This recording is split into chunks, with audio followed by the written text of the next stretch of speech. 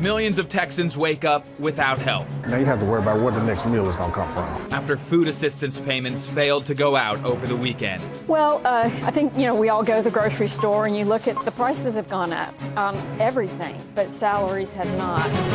We look at the effects of the ongoing government shutdown. A lot of working families who just can't get by. With direct impact on North Texas.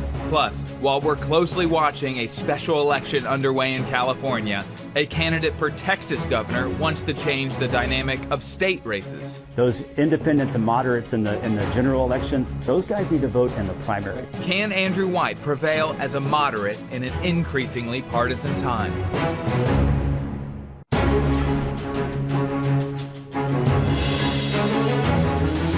This is Lone Star Politics from NBC5 and the Dallas Morning News. Good Sunday morning. I'm Phil Prazen from NBC5. And I'm Gromer Jeffers, political writer with the Dallas Morning News.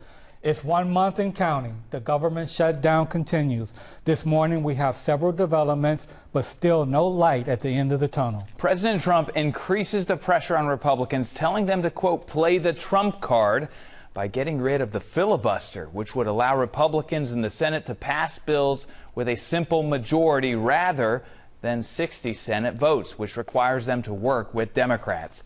Meanwhile, federal workers are now without a second check, and Americans who rely on assistance did not receive their November 1st payment. Also, the U.S. Senate now faces two proposals to save SNAP benefits. Texas Senator John Cornyn is backing the bipartisan-supported Keep SNAP Funded Act, which would fund the program through November despite the shutdown. Democrats introduced their own version, which calls for funding SNAP and WIC program, which goes to women, infants, and children. And here's in Texas, Democrats are calling on Governor Abbott to use the state's emergency funds to help recipients. Meanwhile, the finger-pointing continues in Washington.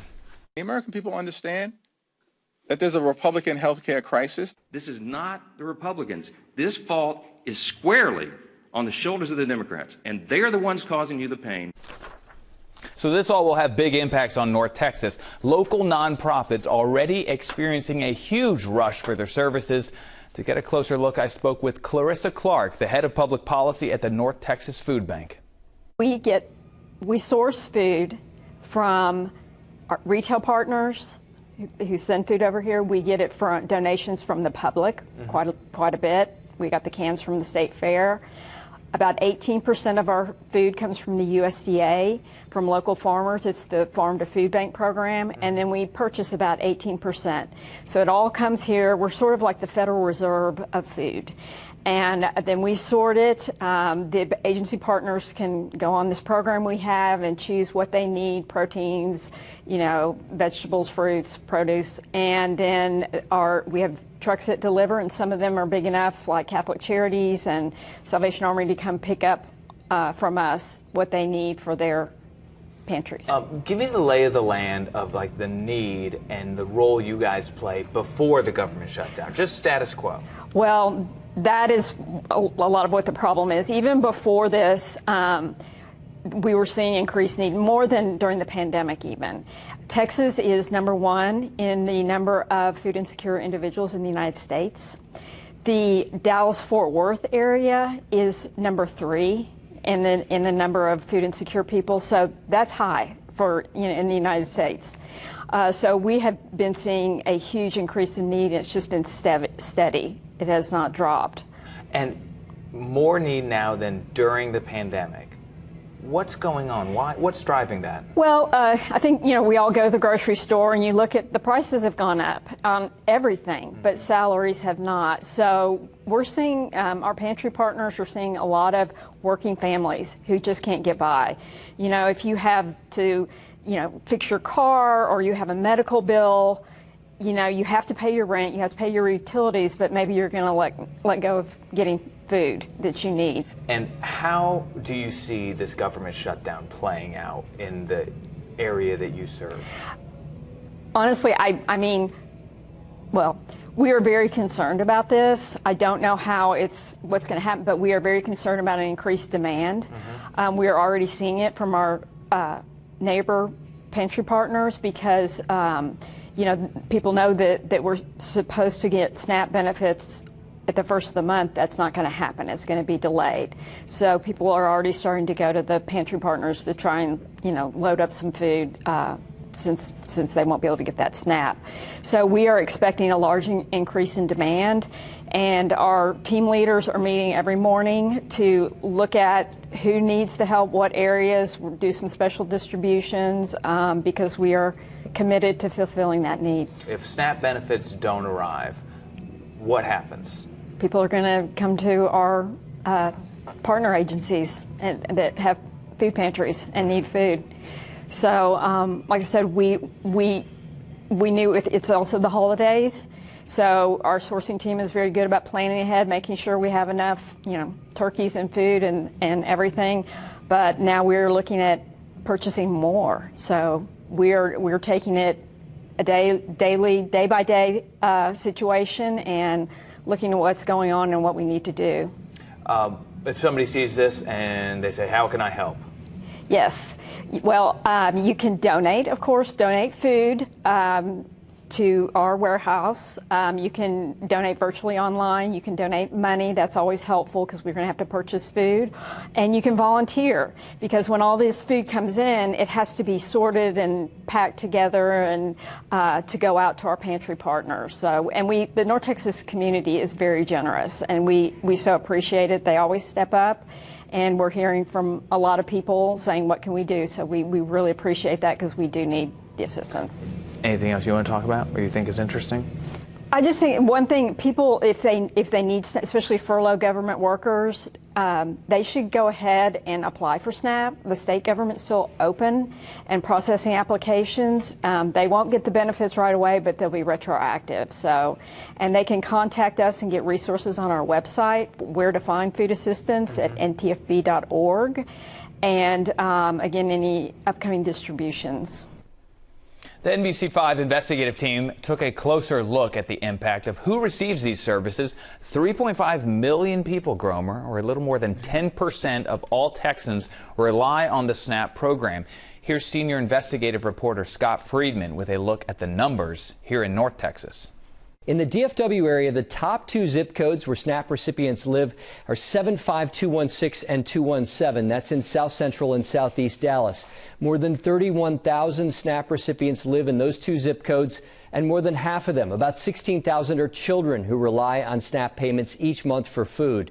The money those millions of families receive from the government is loaded onto debit cards and then spent at local food stores. So this pause in funding also has potential impacts on the broader economy here, too. Families in DFW have already been hit hard in recent years by rising prices of groceries and housing. And data we've been looking at shows more DFW families falling into debt. We're launching a new investigative series, Squeezed. We'll examine what's driving DFW's affordability crisis and look at changes that might keep more families from falling deeper into trouble. All right, tune in to NBC5 News or log on to nbcdfw.com to see the NBC5 Investigate series, Squeeze. That starts this Wednesday. But Gromer, we're still in a standoff over whether to expand the subsidies for the Affordable Care Act, right? Democrats have a solid black and white ask. You either extend them or you don't. Somebody has to win and somebody has to lose this fight. Yeah, and that's the problem in this era, is the compromise is not an option anymore. It's about winning and losing. And so you have two sides going at it and willing to let the government stay shut down. And of course, who's caught in the middle field? People who are in need. You ask, where can they get help? Obviously, they're not getting help from Congress right now. And Clarissa Clark from the food bank said, the thousands of government workers that aren't getting paid, you should apply for SNAP because you're going to need it. Just think about how that sounds. They've had a job, they've been working, they've been serving the government, and all of a sudden they have to go through this. It's not the way things should work. Still ahead, we continue our conversations with the candidates challenging Governor Abbott. This morning, Andrew White on his efforts to follow in his father's footsteps, late Texas Governor Mark White. Plus, the special election in California that has everyone from the Lone Star State to the White House watching closely. A look at that, along with the issues that will bring Texans to the polls this week. That's a big one.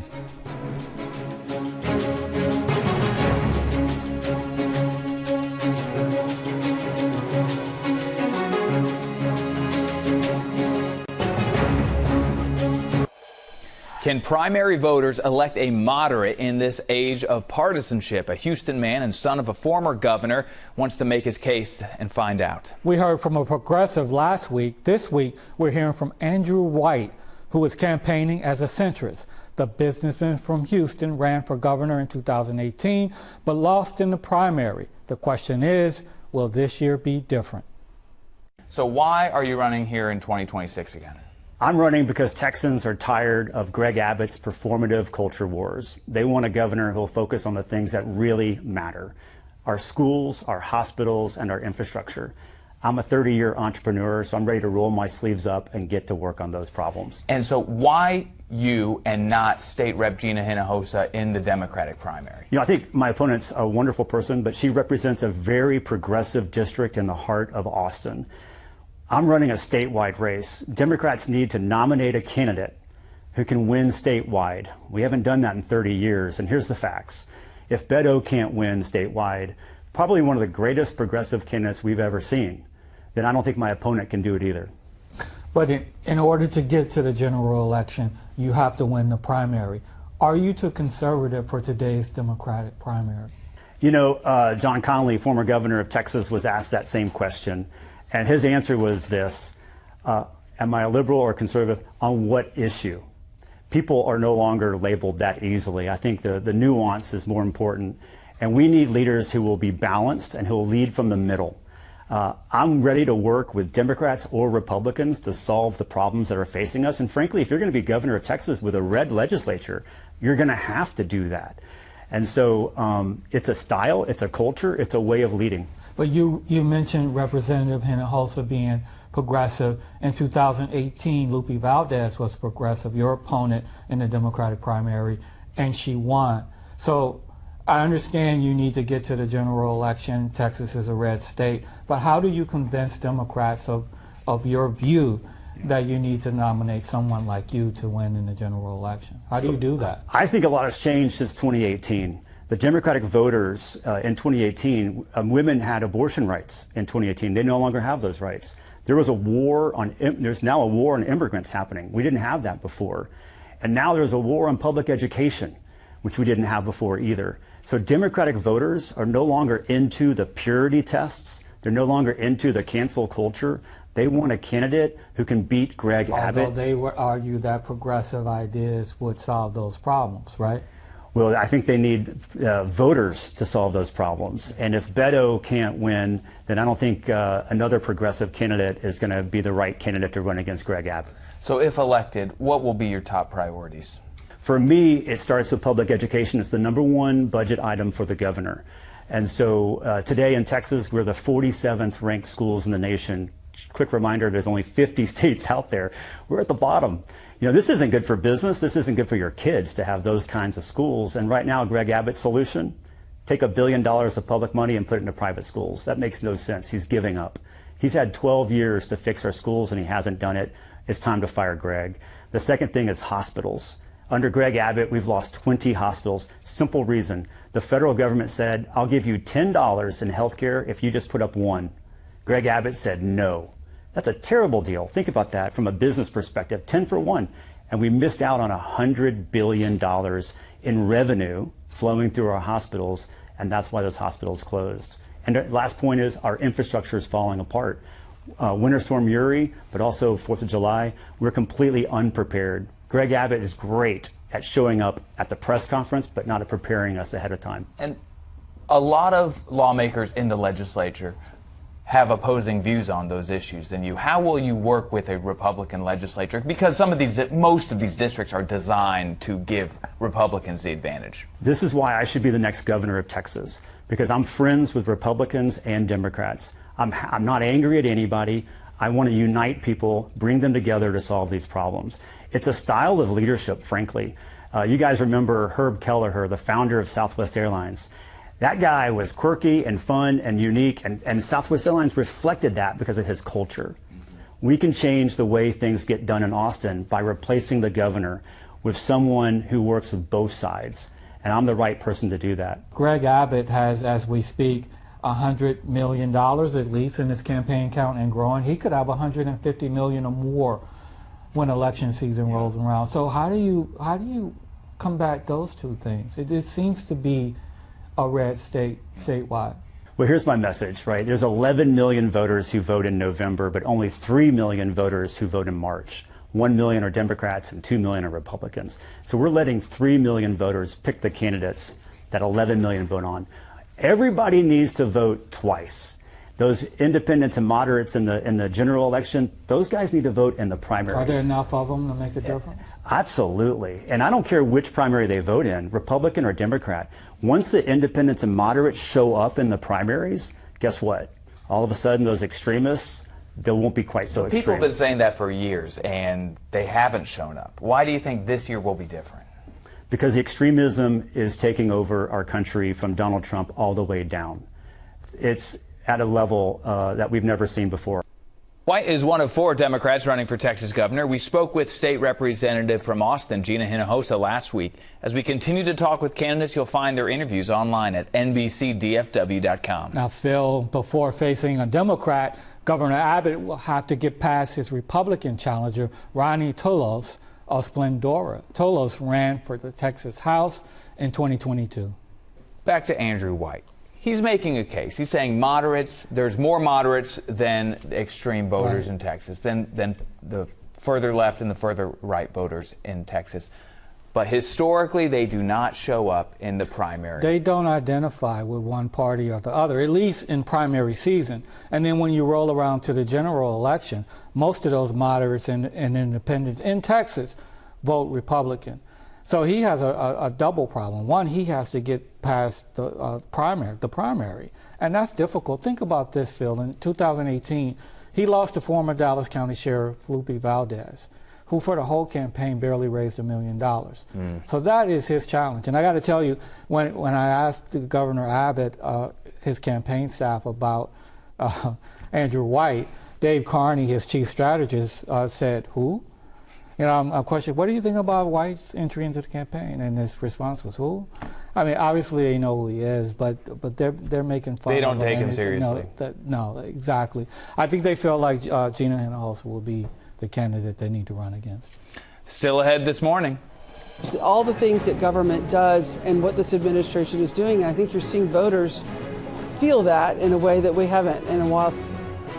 How will that translate at the polls here in Texas and across the country this week? A look at the ballot issue ahead on Lone Star Politics.